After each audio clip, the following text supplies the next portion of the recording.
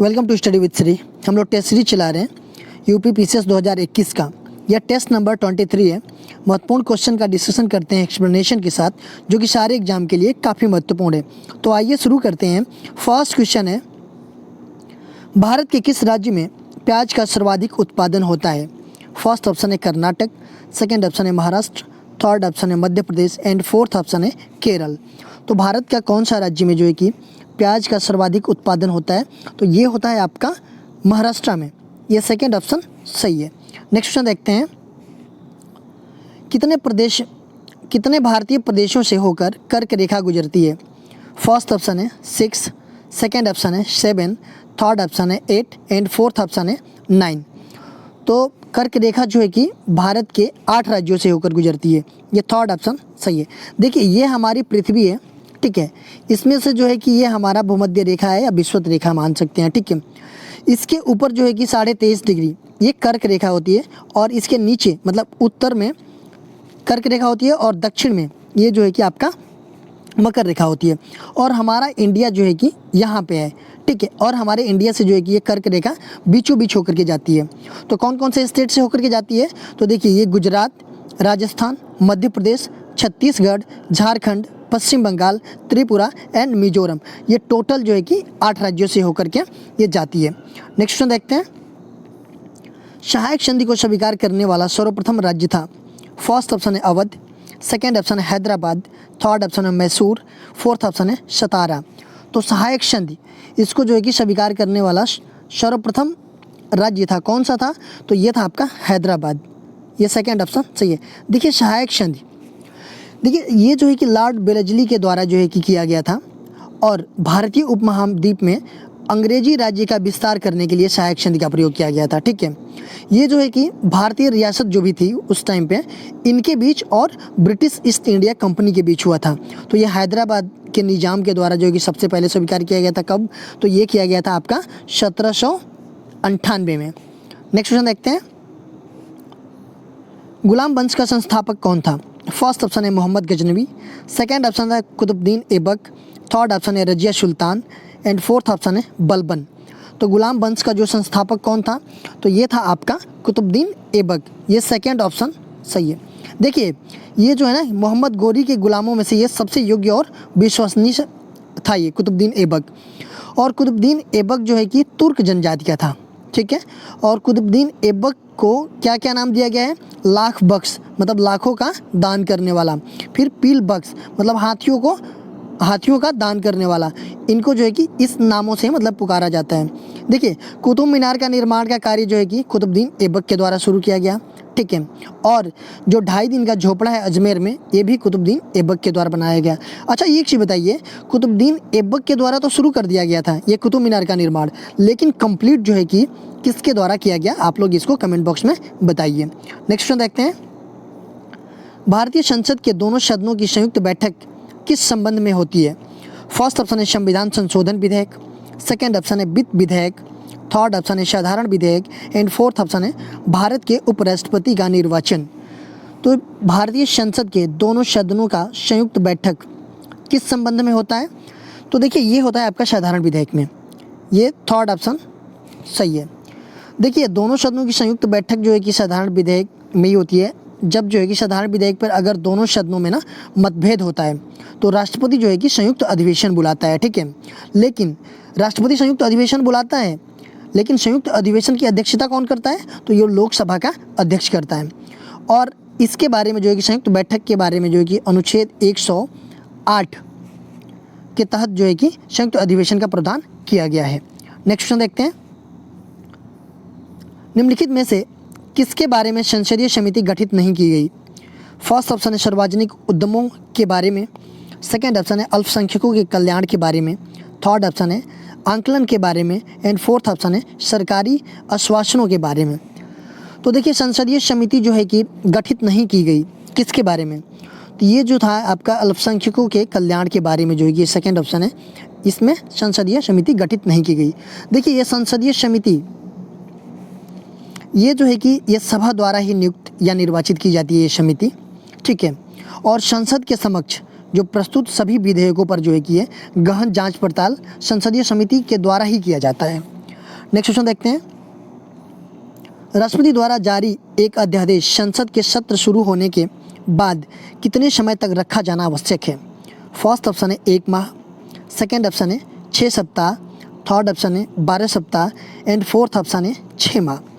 तो राष्ट्रपति के द्वारा जो अध्यादेश जारी होता है तो वो अध्यादेश संसद के सत्र शुरू होने के कितने समय तक रखा जाना आवश्यक है? तो ये है आपका 6 सप्ताह। ये सेकेंड ऑप्शन सही है। देखिए अध्यादेश, राष्ट्रपति का जो अध्यादेश जारी करता है वो जो है कि अनुच्छेद 123 के तहत जो है कि वो करता है, ठीक है। इसके अंतर्गत मतलब इसको शक्ति दी गई है। राष्ट्रपति इस शक्ति का प्रयोग तभी करता है जब संसद का सत्र नहीं चल रहा होता है और कोई भी नियम कानून बनाना जो है कि बहुत ज़रूरी हो जाता है, तब जो है कि अध्यादेश लाया जाता है। देखिए ये 6 सप्ताह और 6 माह, इसमें जो है कि बड़ा कन्फ्यूजन है। संसद के सत्र शुरू होने के बाद कितने समय तक रखा जाना आवश्यक है? सबसे पहले ये समझ लेते हैं कि जब भी अध्यादेश लाया जाता है तो वो जो है कि 42 दिन मतलब कि 6 सप्ताह के अंदर अंदर जो है कि अगर संसद का सत्र शुरू हो जाता है, ठीक है, तो इसकी वैलिडिटी जो है कि इतना ही रहेगी 42। संसद का सत्र शुरू होने के बाद जैसे मान लीजिए कि कोई अध्यादेश ला दिया गया और संसद का सत्र जो है कि मान लीजिए 7 जुलाई को शुरू हुआ और एक जो है कि अपना ये लोकसभा का हो गया और राज्यसभा का जो है कि हो गया आपका 10 जुलाई को, ठीक है। तो इसमें से जो है कि जो लास्ट वाला रहेगा ना, लोकसभा पहले भी हो सकता है, राज्यसभा पहले भी हो सकता है, ठीक है, लेकिन लास्ट वाला जो होगा उससे जो है कि 42 डेज लिया जाएगा, ठीक है। तो वही पूछ रहा है कि संसद के सत्र शुरू होने के बाद कितने समय तक रखा जाना होने, तो ये 42 डेज हो जाएगा। लेकिन कभी कभी ऐसा होता है कि हमारा मतलब उसमें लिखा गया है कि 2 संसद सत्र के बीच में कितना गैप होना चाहिए, इससे नहीं होना चाहिए, 6 माह से अधिक का गैप नहीं होना चाहिए। तो हो सकता है कि अगर 6 माह कोई संसद का सत्र लाने में मतलब 6 माह हो जाता है तो वो अधिकतम जो है कि इसकी वैलिडिटी जो है कि 6 माह बोली गई है, ठीक है। बात समझ गए आप लोग कि संसद के सत्र शुरू होने के, जब संसद सत्र शुरू हो गया है तो उससे 42 दिन होगा और ऐसे अधिकतम जो है कि आपका 6 माह होगा। तो इसमें जो है कन्फ्यूजन नहीं होना है। नेक्स्ट क्वेश्चन देखते हैं। निम्नलिखित में से कौन सी एक सबसे बड़ी संसदीय समिति है? फर्स्ट ऑप्शन है लोक लेखा समिति, सेकेंड ऑप्शन है प्राक्कलन समिति, थर्ड ऑप्शन है सरकारी उपक्रम समिति एंड फोर्थ ऑप्शन है याचिका समिति। तो कौन सी सबसे बड़ी संसदीय समिति होती है? देखिए तो ये होती है आपका प्राक्कलन समिति। ये सेकेंड ऑप्शन सही है। देखिए संसदीय समिति के बारे में पिछले क्वेश्चन में हम लोगों ने पढ़ा, क्या पढ़ा कि संसद के समक्ष जो है कि प्रस्तुत सभी विधेयक पर सूक्ष्म व गहन जांच पड़ताल जो है कि किसके द्वारा किया जाता है, तो वो संसदीय समितियों के द्वारा किया जाता है। देखिए संसद केवल जब संसद सत्र चलता रहता है ना उसी समय काम करता है, ठीक है, उसी पे डिस्कशन कर सकते हैं वो लोग, ठीक है। और उस समय क्या होता है, बहुत कम समय होता है किसी भी मतलब बिल पे मतलब डिस्कस करना। लेकिन आजकल क्या देखा जाता है कि वो तो बिल पे डिस्कस कम होता है, लड़ाई झगड़े काफ़ी ज़्यादा होते हैं संसद में, ठीक है। तो उस टाइम पे ये अगर बिल भी पास हो जाता है तो आनन फानन में वो लोग पास कर देते हैं। तो उसके बाद से जो है कि इसका काम पड़ता है संसदीय समिति का। अगर वो जो है कि संसदीय समिति को भेजा जाता है तो ये क्या करेगी, ये उस विधेयक पे मतलब वो जो बिल होगा उस पर जो है कि सूक्ष्म व गहन जांच पड़ताल करेगी और एक बैलेंस बना करके वो चलेगी, तब जा करके वो चीज़ें मतलब देखा जाता है यहाँ पे संसदीय समिति में। देखिए संसदीय समिति जो है कि 2 प्रकार की होती है। पहला जो है कि अस्थायी समिति होती है और दूसरा जो है कि तदर्थ समिति होती है। अस्थायी समिति में ही ये प्राक्कलन समिति होती है, ठीक है। और ये जो है कि आपका राज्यसभा का नहीं, ये लोकसभा में ही किया जाता है, मतलब लोकसभा के ही लोग रहते हैं इसमें 30 मेंबर रहते हैं, ठीक है। और राज्यसभा का कोई भी मेंबर नहीं रहता है। और इस समिति का सबसे पहले गठन जो है कि 1950 में किया गया था। नेक्स्ट क्वेश्चन देखते हैं। निम्न में से कौन एक रीट न्यायालय में कार्यवाही लंबित होने की दशा में लागू की जाती है? फर्स्ट ऑप्शन है परमादेश, सेकेंड ऑप्शन है उत्प्रेषण, थर्ड ऑप्शन है प्रतिषेध एंड फोर्थ ऑप्शन है अधिकार परीक्षा। तो इसमें से जो है कि कौन सा एक रीट होता है जो कि न्यायालय में कार्यवाही लंबित होने की दशा में लागू की जाती है? तो वो होता है आपका, ये होता है प्रतिषेध। ये थर्ड ऑप्शन सही है। देखिए इसका मतलब होता है कि मना करना। देखिए, मूल अधिकारों को प्रवर्तित करने हेतु जो है कि उच्चतम न्यायालय को 5 प्रकार के रिट की शक्ति दी गई है। कौन कौन से? देखिए, पहला होता है बंदी प्रत्यक्षीकरण, दूसरा होता है परमादेश, तीसरा होता है प्रतिषेध एंड चौथा होता है उत्प्रेषण एंड पांचवा होता है अधिकार पृष्ठा। तो ये 5 प्रकार के जो है कि रिट होते हैं। नेक्स्ट क्वेश्चन देखते हैं, किसके द्वारा इंडियन इकोनॉमी गांधीयन ब्लूप्रिंट नामक पुस्तक लिखी गई है? फर्स्ट ऑप्शन है जयप्रकाश नारायण, सेकंड ऑप्शन है आचार्य विनोबा भावे, थर्ड ऑप्शन है Morarji Desai and fourth option है चौधरी चरण सिंह। तो जो ये इंडियन इकोनॉमी गांधीयन ब्लूप्रिंट नामक पुस्तक जो है ये लिखी गई है आपकी चौधरी चरण सिंह के द्वारा। ये फोर्थ ऑप्शन सही है। नेक्स्ट क्वेश्चन देखते हैं, थारपारकर प्रजाति की गाय किस भारतीय राज्य के सीमावर्ती क्षेत्र में पाई जाती है? फर्स्ट ऑप्शन है उत्तर प्रदेश, सेकंड ऑप्शन है गुजरात, थर्ड ऑप्शन है राजस्थान एंड फोर्थ ऑप्शन है मध्य प्रदेश। तो जो ये थारपारकर प्रजाति होती है, गाय की प्रजाति होती है, तो ये जो है कि आपका पाई जाती है कहाँ पे? ये राजस्थान में। ये थर्ड ऑप्शन सही है। देखिए, ये गाय जो है कि मुख्यतः जोधपुर और जैसलमेर में मुख्य रूप से पाई जाती है और इस नस्ल की गाय को ना भारत की सर्वश्रेष्ठ दुधारी गायों में गिनती होती है। नेक्स्ट क्वेश्चन देखते हैं, सर्वाधिक कार्बोहाइड्रेट किस खाद्यान्न में पाया जाता है? फर्स्ट ऑप्शन है गेहूँ, सेकंड ऑप्शन है चावल, थर्ड ऑप्शन है मक्का एंड फोर्थ ऑप्शन है ज्वार। तो सर्वाधिक जो है कि कार्बोहाइड्रेट जो है कि किस में पाया जाता है? तो पाया जाता है आपका मक्का में। ये थर्ड ऑप्शन सही है। नेक्स्ट क्वेश्चन देखते हैं, ब्लू बेबी नामक प्रदूषण कारित बीमारी पीने वाले जल में निम्न में से किसके अधिक विद्यमान होने के कारण होती है? फर्स्ट ऑप्शन है फ्लोराइड, सेकंड ऑप्शन है क्लोराइड, थर्ड ऑप्शन है नाइट्रेट एंड फोर्थ ऑप्शन है आर्सेनिक। तो ये जो है कि बीमारी जो है कि आपका नाइट्रेट की अधिक विद्यमान होने के कारण होती है। ये थर्ड ऑप्शन सही है। देखिए, इसको जो है कि ब्लू बेबी सिंड्रोम के नाम से भी जाना जाता है।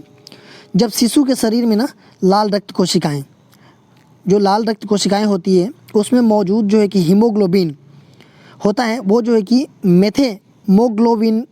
ग्लोविनेमिया में बदल जाता है, तो तब जाकर के ये चीज़ें होती है। देखिए, हीमोग्लोबिन पूरे शरीर में जो है ना कि ऑक्सीजन को पहुंचाने के लिए रक्त की क्षमता को बढ़ाता है, ठीक है। वहीं पे जो ये होता है मेथेमोग्लोबिमिया, ये जो है कि इस काम में बाधा डालता है और यह ऑक्सीजन के संचरित नहीं कर पाता है और यह जो है कि साइनोसिस का कारण बन जाता है। तो साइनोसिस में ही मतलब जो शिशु होते हैं उनका त्वचा का रंग जो है कि नीला हो जाता है। नेक्स्ट क्वेश्चन देखते हैं, शिवालिक हिमालय का निर्माण किस शक में हुआ? फर्स्ट ऑप्शन है मायोसीन, सेकंड ऑप्शन है प्लायोसीन, थर्ड ऑप्शन है ओलिगोसीन, फोर्थ ऑप्शन है प्रोयोसीन।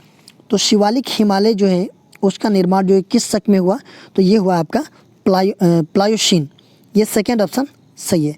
देखिए, शिवालिक हिमालय जो है ना, इसको ये सबसे बाहरी पर्वत श्रेणी है और इसे जो है कि बाह्य हिमालय के नाम से भी जाना जाता है। नेक्स्ट क्वेश्चन देखते हैं, 12 सिख मिशलों में गुलाब सिंह का संबंध था। फर्स्ट ऑप्शन है बुले वालिया मिशल, सेकंड ऑप्शन है भंगी मिशल, थर्ड ऑप्शन है नकी मिशल एंड फोर्थ ऑप्शन है शहीदी मिशल। तो 12 सिख मिशलों में से गुलाब सिंह का संबंध जो है कि था आपका बुले वालिया मिशल। ये फर्स्ट ऑप्शन सही है। नेक्स्ट क्वेश्चन देखते हैं, औरंगजेब की मृत्यु के समय मुगल साम्राज्य में कुल कितने प्रांत थे? फर्स्ट ऑप्शन है 20, सेकंड ऑप्शन है 22, थर्ड ऑप्शन है 24 एंड फोर्थ ऑप्शन है 21। तो औरंगजेब की मृत्यु के समय जो है कि मुगल साम्राज्य में कुल कितने प्रांत थे? तो ये थे आपके 21। ये फोर्थ ऑप्शन सही है। नेक्स्ट क्वेश्चन देखते हैं, किस मुगल बादशाह ने शाहाजी के पुत्र शाहू को मुगल कैद से आज़ाद कर दिया? फर्स्ट ऑप्शन है जहांदर शाह, सेकंड ऑप्शन है बहादुर शाह प्रथम, थर्ड ऑप्शन है जहांगीर एंड फोर्थ ऑप्शन है अकबर द्वितीय। तो वो किस मुगल बादशाह ने जो है कि शाहाजी के पुत्र शाहू को मुगल कैद से आज़ाद कर दिया? तो वो था आपका बहादुर शाह प्रथम। ये सेकेंड ऑप्शन सही है। नेक्स्ट क्वेश्चन देखते हैं, शाहजहां द्वितीय की उपाधि के साथ मुगल राज सिंहासन पर कौन बैठा? फर्स्ट ऑप्शन है रफ़ी उस शान, सेकेंड ऑप्शन है रफ़ी उद्दरजात, थर्ड ऑप्शन है Rafi ud-Daula and fourth option है फर्रुखशियार। तो शाहजहां द्वितीय की उपाधि के साथ जो है कि मुगल राज सिंहासन पे कौन बैठा? तो ये बैठा था आपका रफ़ी उद दौला। ये थर्ड ऑप्शन सही है। नेक्स्ट क्वेश्चन देखते हैं। कार्बन डेटिंग निम्न की आयु निर्धारित हेतु प्रयुक्त होती है। फर्स्ट ऑप्शन है जीवाश्म, सेकंड ऑप्शन है पौधे, थर्ड ऑप्शन है चट्टानें एंड फोर्थ ऑप्शन है उपरोक्त में से कोई नहीं। तो कार्बन डेटिंग जो है कि निम्न में आयु निर्धारित हेतु प्रयुक्त होती है किसकी? तो ये जीवाश्म की। ये फर्स्ट ऑप्शन सही है। देखिए कार्बन डेटिंग जो है ना, ये 50,000 वर्ष तक के जीवाश्मों की आयु जो है कि आसानी से ज्ञात की जा सकती है इस विधि से, ठीक है। और इससे भी पुरानी वस्तुओं का आयु ज्ञात करनी है तो यूरेनियम डेटिंग का प्रयोग किया जाता है। नेक्स्ट क्वेश्चन देखते हैं। मधुमक्खियों की भाषा की पहचान करने के लिए निम्नलिखित में से किसे नोबेल पुरस्कार दिया गया था? फर्स्ट ऑप्शन है H.G. खुराना, सेकंड ऑप्शन है K.V. फिस्क, थर्ड ऑप्शन है Albert Einstein and fourth option है जूलियन हक्सले। तो मधुमक्खियों की भाषा को पहचानने के लिए जो है कि किसको नोबेल पुरस्कार दिया गया था? तो ये दिया गया था इनको, ये K.V. फिस्क को। ये सेकेंड ऑप्शन सही है। नेक्स्ट क्वेश्चन देखते हैं। प्रतिवर्ष विश्व एड्स दिवस किस तिथि को मनाया जाता है? फर्स्ट ऑप्शन है 1 दिसंबर को, सेकेंड ऑप्शन है 14 सितंबर को, थर्ड ऑप्शन है 5 मार्च को एंड फोर्थ ऑप्शन है 23 अगस्त को। तो हर साल जो है कि आपका विश्व एड्स दिवस जो है कि किस तिथि को मनाया जाता है? तो ये 1 दिसंबर को मनाया जाता है। ये फर्स्ट ऑप्शन सही है। देखिए अभी जो 2020 में विश्व एड्स दिवस मनाया गया है उसकी थीम जो है कि क्या है, आप लोग कमेंट बॉक्स में बताइएगा। और एड्स का जो है कि फुल फॉर्म आप लोग कमेंट बॉक्स में बताइएगा। नेक्स्ट क्वेश्चन देखते हैं। भारतीय संविधान को बनाने हेतु संविधान सभा के कुल कितने अधिवेशन हुए थे? फर्स्ट ऑप्शन है 7 अधिवेशन, सेकंड ऑप्शन है 9, थर्ड ऑप्शन है 15 एंड फोर्थ ऑप्शन है 12। तो संविधान जो है कि बनाने के लिए हमारा संविधान सभा के कुल कितने अधिवेशन हुए थे? तो ये हुए थे आपके 12 अधिवेशन हुए थे। ये चौथा ऑप्शन सही है। नेक्स्ट क्वेश्चन देखते हैं। देखिए ये जो है कि क्वेश्चन आप लोगों से पूछा गया था, कमेंट बॉक्स में इसका आंसर देना था आप लोगों का कि भारतीय प्रेस का मुक्तिदाता कहा जाता है। फर्स्ट ऑप्शन है लॉर्ड रिपन को, सेकंड ऑप्शन है लॉर्ड मिंटो को, थर्ड ऑप्शन है चार्ल्स मिटकॉफ को एंड फोर्थ ऑप्शन है विलियम वाइटिंग को। तो भारतीय प्रेस का मुक्तिदाता जो है कि किसे कहा जाता है? तो ये कहा जाता है आपका चार्ल्स मिटकॉफ को। ये थर्ड ऑप्शन सही है। देखिए इसने जो है कि 1835 में भारतीय प्रेस को जो है कि प्रतिबंधों से जो है कि दूर कर दिया, ठीक है। इस वजह से इनको जो है कि भारतीय प्रेस के मुक्तिदाता कहा जाता है। आज का क्वेश्चन हम लोग देख लेते हैं। भारतीय संविधान सभा की स्थापना की गई थी। फर्स्ट ऑप्शन है 26 दिसंबर 1949 को, सेकेंड ऑप्शन है 10 जून 1946 को, थर्ड ऑप्शन है 9 दिसंबर 1946 को एंड फोर्थ ऑप्शन है 22 नवंबर 1949 को। तो इसका आंसर जो है कि आप लोगों को कमेंट बॉक्स में बताइएगा कि भारतीय संविधान सभा की स्थापना जो है कि कब की गई थी। देखिए आप हमें इंस्टाग्राम फेसबुक पे भी फॉलो कर सकते हैं। इंस्टाग्राम पे हमारी आईडी है स्टडी विद श्री 25, फेसबुक पे हमारी आईडी है, एक पेज है study with Shri and Facebook पे एक ग्रुप है UPPCS BO RO। तो आप लोग जो है कि वहाँ भी हमसे कनेक्ट रह सकते हैं। दोस्तों वीडियो अच्छी लगी तो लाइक कीजिए, सब्सक्राइब कीजिए, शेयर कीजिए। वीडियो देखने के लिए धन्यवाद।